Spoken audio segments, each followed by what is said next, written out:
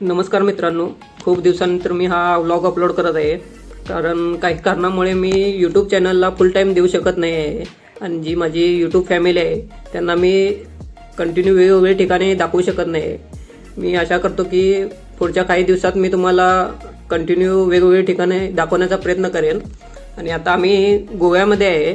आणि गोवा म्हटलं की तुम्हाला एकच वाटतं की तुम्हाला बीच आणि कसिनो हा म्हणजे गोवा आहे असं वाटतंय. पण गोव्याची दुसरी बाजू पण आहे जी मी तुम्हाला दाखवण्याचा प्रयत्न करत आहे.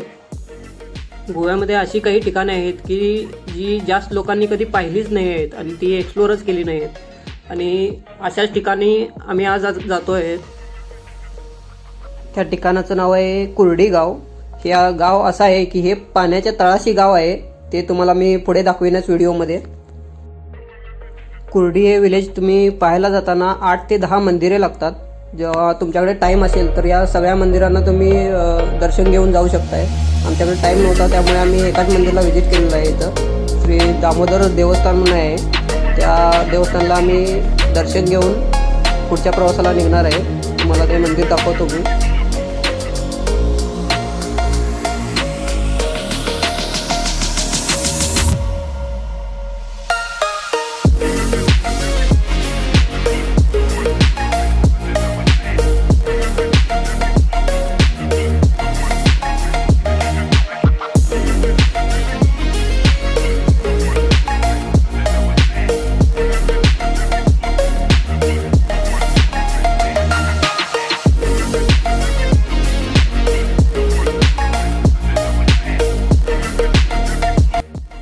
मंदिरचे दर्शन घेऊन आम्ही पुढे निघालेलो आहे. आणि कुर्डी गाव आहे हे साऊथ गोवामध्ये पडते.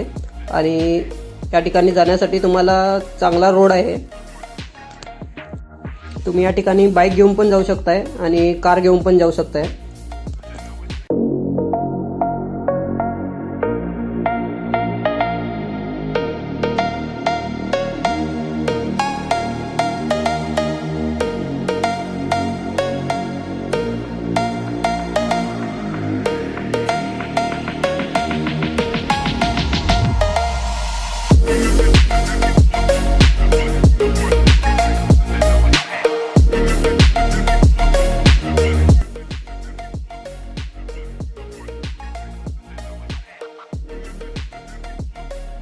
आमचा कुर्डी या गावाकडे जाण्याचा रस्ता चुकलेला आहे. आम्ही थोडं आतमध्ये चुकीच्या रस्त्याने आलेलो आहे. आणि मला असं वाटतं की जे कुर्डी गाव आहे ज्या लोक फॅमिलींचं स्थलांतर केलेलं आहे तीच ही घरं वाटतात. आणि ते स्थलांतर केलेली घरं ही त्या कुर्डी गावाच्या काठी आहेत.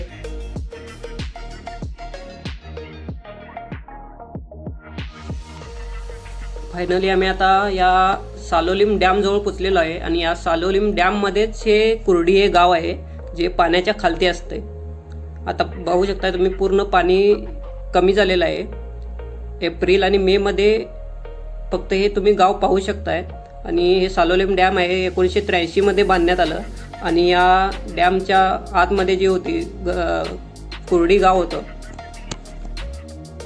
ते गाव हे डॅम बांधण्याच्या वेळी पूर्ण गाव स्थलांतरित केलेलं आहे. आणि या गावामध्ये टोटल 600 फॅमिली होत्या. आणि त्या फॅमिलींचं पूर्ण स्थलांतर केलेलं आहे. आता हे ते फक्त घरं पाहायला भेटतात तुम्हाला इथं. माझ्यासमोर जी आता तुम्ही इमारत पाहताय ही पोर्तुगालकालीन इमारत आहे. आणि इथं शाळा होती अगोदर. ती आता पूर्ण पडलेली आहे थोडीफार. तुम्हाला दाखवतो मी पुढं. आणि तुम्ही जे समोर तुम्ही पाहू शकता या इमारतीमध्ये अगोदर शाळा भरायची. आणि तुम्ही वर्ग पाहू शकताय हे असे वर्ग आहेत. आणि पाण्यामुळे खूप दिवस झाल्यामुळे थोडी इमारत ही कोसळलेली आहे पाहू शकता तुम्ही.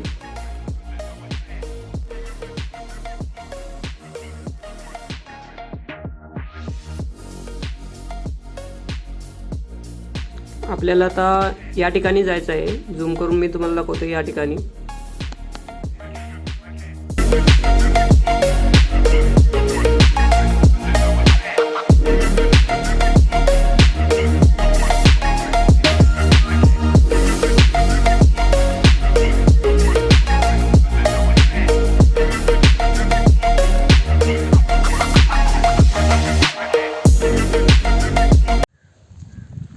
या धरणामध्ये जी घरं होती ती घरं इथं पाण्याचा साठा करण्यासाठी यांनी ह्या घरांसाठी स्थलांतरित केलेलं आहे ही पूर्ण घरं. आणि जी त्यांच्या घरांचे साचे वगैरे आहेत तिथं ते पूर्ण पडझडीच्या अवस्थेत आपल्याला पाहायला भेटतात. आता तुम्ही पाहू शकता माझ्या मागे आहे हे पण घर आहे.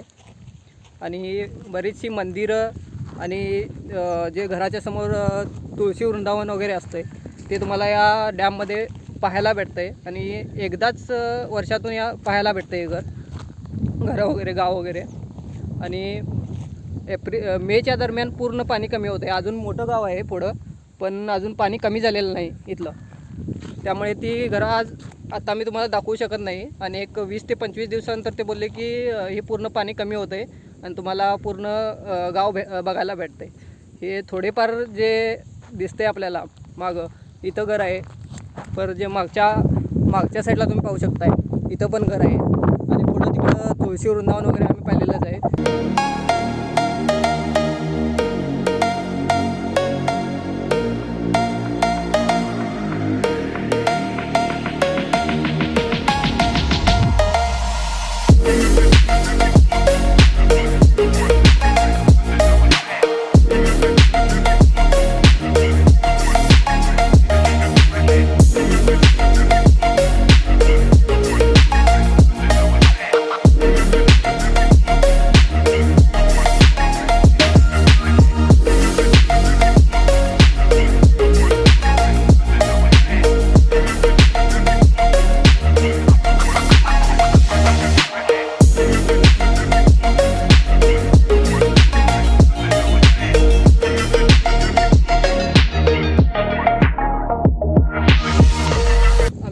सालोलीम डॅमच्या काठी आहे. मागे पाहू शकता तुम्ही मंदिर पण आहे इथं.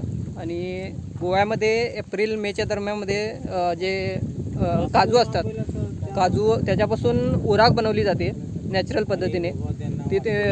तीच या ठिकाणी बनवत आहेत. त्या काकांशी मी बोललो आहे.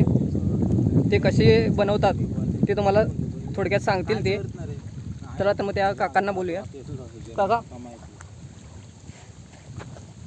तुम्ही कशी बनवताय उराक म्हणताय ते? उराक आम्ही ते रस काढतो ह्याच्यामध्ये भरतो. याच्यामध्ये आग लावतो त्याचं बॉईल जाऊन ते याच्या पाण्यामध्ये जाऊन ते खाली पडतो. हां तुम्ही पाहू शकताय मागं त्यांचा बनवायचं जे हे आहे प्रोसेस आहे ती चालू. याच्यामध्ये तुम्ही तो काजूचा ज्या मोठ्यांचा रस आहे ना याच्यामध्ये घालायचं. त्याच्यानंतर आग लावायची पण ते बॉईल जातं. बॉईल झाल्यानंतर हे पाईपामध्ये जाऊन ह्या पाईपामध्ये राऊंड पाईप आहे पाईपामध्ये जाऊन इथून खाली पडतं. हे गरम झालं पाणी. आता गरम झालं पाणी घालायला पाहिजे तर म्हणजे परत तुम्ही थंड पाणी हे गरम झालेलं पाणी तुम्ही परत काढताय. ती बनवली जाते. जो मुरट्याचा रस आहे तो मशीनमध्ये काढला जातोय. नंतर या मोठ्या हंडा बोलतात त्याला. हंडा किंवा याला काय बोलता तुम्ही? त्या मोठ्या भांड्यामध्ये काढलं जातं आहे. आणि याला खालून जाळ दिला जातोय. आणि तो जाळ दिल्यानंतर जी वाफ वरती येते इथं पूर्ण पॅक केलेलं आहे बघा. ती वाफ निघते ती या पाईपमधून निघते पूर्ण. आणि या बॅरलमध्ये हा पाईप जातोय आणि त्याच्यामध्ये पाणी भरलेलं जातं पूर्ण. आणि त्या पाण्याच्या जो थंड आहे पाण्याचा थंडावामुळे ती वाफेचं पाणी बनतंय आणि तीच उराक म्हणून इथून बाहेर निघते. तुम्ही पाहू शकताय हे छोटी छोटी एकदम कमी प्रमाणात येत आहे तीच आहे उराक. आणि गोव्यामध्ये या मे एप्रिलच्या दरम्यान ही भेटली जाते.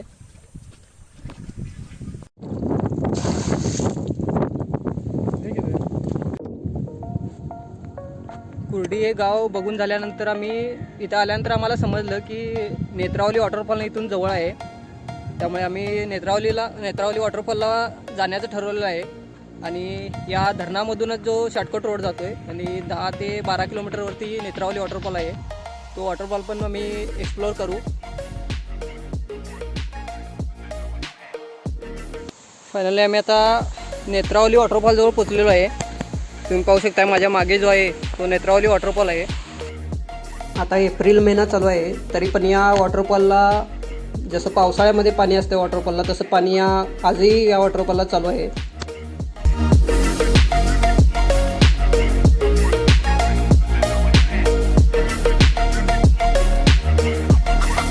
या वॉटरफॉलला जाण्यासाठी तुम्हाला 1 ते 1.5 किलोमीटर ट्रेकिंग करत जावं लागतं आहे आणि ट्रेकिंग केल्यानंतर तुम्हाला या वॉटरफॉलचा आनंद घेता येतो आहे.